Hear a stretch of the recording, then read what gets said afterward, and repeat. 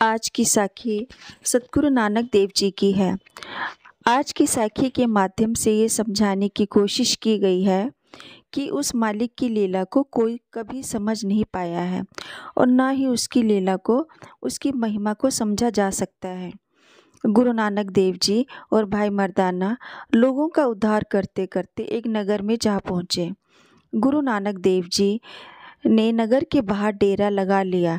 सुबह 4 बजे गुरु नानक देव जी मर्दाना को रबाब बजाने के लिए कहा और गुरु नानक देव जी कीर्तन करने लगे। गुरु नानक देव जी की पवित्र वाणी हवा में तैरने लगी।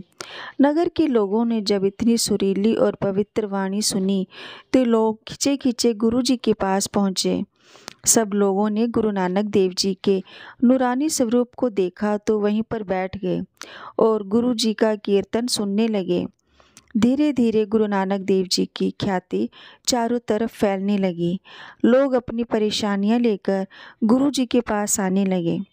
भाई मर्दाना ने देखा एक आदमी रोज गुरु जी की सेवा में आता है और बड़े ही प्रेम भाव से गुरु जी का कीर्तन भी सुनता है और कीर्तन के बाद जब सब लोग चले जाते हैं तो वह आदमी वहाँ साफ सफाई करके ही अपने घर जाता। भाई मर्दाना ने गुरुजी को इसके बारे में बताया। अगले दिन जब वह आदमी वापस जाने लगा तो गुरुजी ने उसको रोक लिया और उससे पूछा, तुम कौन हो और क्या करते हो? उस आदमी ने जवाब दिया, गुरुजी मैं इसी नगर में रहता हूँ और बहुत ही गरीब हूँ। मेरी छोटी सी दुकान है। बहुत कोशिश करने के बाद भी मेरा गुजारा नहीं होता। कृपया आप मेरे लिए कुछ करें। गुरु नानक देव जी ने उस आदमी को अगले दिन आने के लिए कहा। अगले दिन वह आदमी आया और उसने गुरु जी का कीर्तन सुना।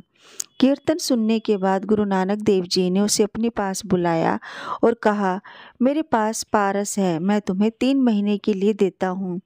इतने समय में तुम जितना चाहो सोना बना लेना। हम लोग अभी आगे जा रहे हैं, 3 महीने बाद आएंगे और वापस आते हुए तुमसे वो पारस ले जाएंगे। गुरु नानक देव जी तो उसके ऊपर कृपा करके चले गए। गरीब आदमी बाजार गया। बाजार जाकर उसने लोहे के व्यापारी से भाव पूछा कि लोहे का क्या भाव चल रहा है। लोहे वाले ने कहा, पहले तो 5 रुपये मन था, आज का भाव 9 रुपये है। उसने मन मन सोचा, मुझे ये घाटे का सौदा नहीं करना, जब लोहे का भाव कम होगा तभी खरीद लूँगा। उस मूर्ख को ये नहीं पता था कि 1 मन सोने का कितना रुपया होता है, लेकिन सबकी अपनी अपनी किस्मत होती है। वह आदमी घर लौट आया। दूसरे महीने वह फिर बाजार गया। बाजार में जाकर उसने लोहे का भाव पूछा। दुकानदार ने बताया कि आज का भाव 18 रुपये मन है।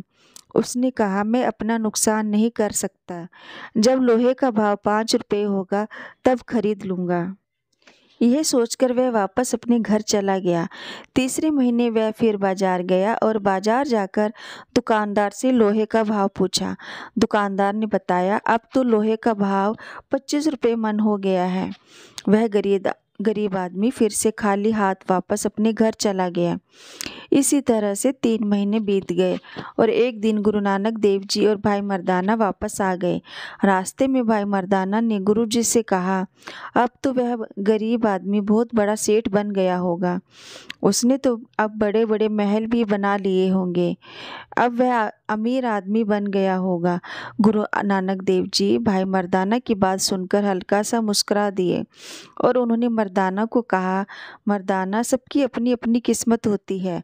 लेकिन जब नगर में पहुंचे तो मर्दाना ये देखकर हैरान रह गया, क्योंकि उस आदमी का वही टूटा फूटा मकान था और वही टूटी फूटी दुकान। गुरु नानक देव जी उससे पारस लेकर मर्दाना के साथ अगले गांव चले गए। परमात्मा ने हमें ये जो मनुष्य जन्म दिया है वह पारस है और कुल गुरु मालिक है, जिसने हम पर कृपा करके हमें ये मनुष्य जन्म दिया है। हमारे अंदर कुल मालिक अवतार को रखा है। अब अगर हम मनुष्य जन्म लेकर नाम जप कर अंदर नहीं गए और उसको नहीं ढूंढा तो हमसे अधिक अभाग्यशाली कोई नहीं है। इसलिए इस साखी से हमें ये शिक्षा मिलती है कि हमें रोज़ नाम जपना चाहिए।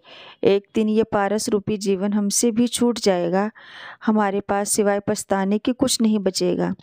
इसलिए आज हमारे पास समय है, परमात्मा का सिमरन करो और लोगों की सेवा करो। यही मनुष्य के जीवन का मुख्य कार्य है।